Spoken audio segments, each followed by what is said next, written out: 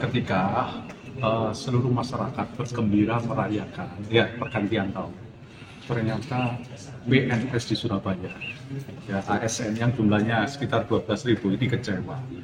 Ada namanya TPP, tambahan penghasilan pegawai, itu jangan ya, yang diberikan setiap bulan. Ini untuk TPP Desember ternyata turunnya banyak, turun 20%. Itu artinya apa? Mereka berkurang itu dipotong ada 1 juta lebih. Itu yang aja, bukan pejabat ya kayak dia, apalagi yang pejabat. Kemudian ketika kami tanya alasannya apa? Ternyata karena target pendapatan APBD Surabaya 2024 meleset jauh. Jadi APBD kita di 2024 itu untuk target pendapatannya adalah 11,5 triliun. Tapi ternyata kemarin ini sudah saya konfirmasi langsung ke Kepala Bapenda, Bu Febri, ternyata hanya mampu mendapatkan 10,0 sekian ya. Ya, artinya 10 triliun. Ini kan berarti targetnya meleset 1,5 triliun dan banyak sekali. Menurut saya tentu saya sebagai anggota Banggar berharap ya meleset sedikit saja, jangan ini meleset kaget ya. Sebelum itu kami juga merasakan tiap tahun itu Kemendagri kan mengadakan APBD World. Ternyata dari 4 kriteria Surabaya tidak dapat sama sekali. Misalnya mulai dari realisasi belanja, realisasi pendapatan, kemudian realisasi PAD sampai rasio antara belanja dan pendapatan. Itu Surabaya tidak dapat sama sekali. Ternyata teka-teki itu terjawab ketika di awal-awal tahun baru itu banyak PASN di Surabaya yang jumlahnya sekitar 12.000 itu bundel, semuanya dipotong 20% banyak. Itu angkanya berapa, Pak? Ketemunya ya, berapa ya? Lumayan lah. Maksud saya begini, ketika yang tidak tercapai itu adalah dinas-dinas pencari uang. Jangan kemudian mereka tidak tercapai, kemudian dinas lainnya juga harus menanggung dosanya, tanda kutip. Ya kan, tanda kutip. Ya mestinya kan masing-masing dinas itu kan punya KPI sendiri. Bahkan ada yang kontrak kerja ya.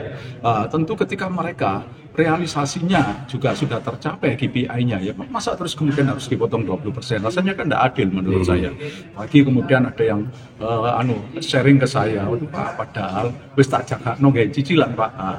Itu diberikan di akhir Desember seperti itu. Sekali lagi saya mohon nanti di 2025 itu target pendapatan itu kan harus ya, kalau mau meleset ya sedikit saja. Karena begitu ini meleset, kami sedang mencari informasi ketika meleset 1 triliun lebih itu pos belanja apa saja yang dikepras. Kami ingin tahu, jangan-jangan itu nanti pos-pos yang penting. Aturan yang lalu TPP itu diberikan dalam bulan depannya. Misalnya TPP Agustus diberikan September, tapi ada aturan Kemendagri yang baru, TPP itu bisa diberikan dalam bulan itu juga, tapi di akhir bulan. Nah, ini saya khawatir nanti Januari seperti apa. Kemarin Desember kan tidak tercapai. Nanti Januari ini kalau tidak tercapai lagi ya menurut saya ya janganlah, tidak fair kalau kemudian semua kesalahan itu karena target ke dinas-dinas penghasil kok kemudian yang harus ditanggung oleh semuanya.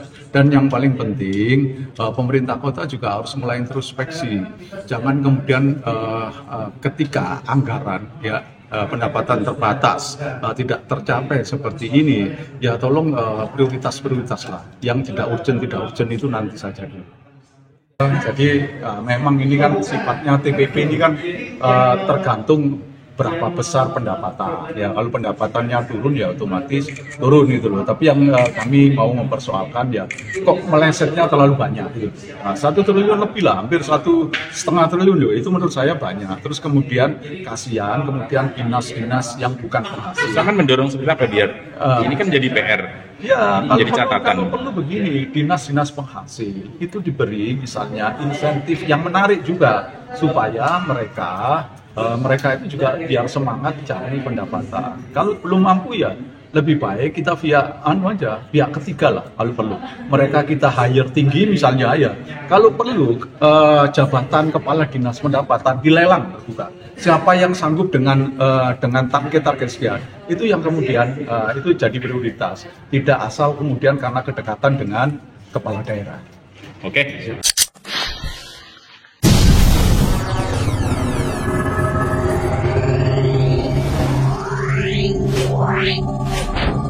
Pak.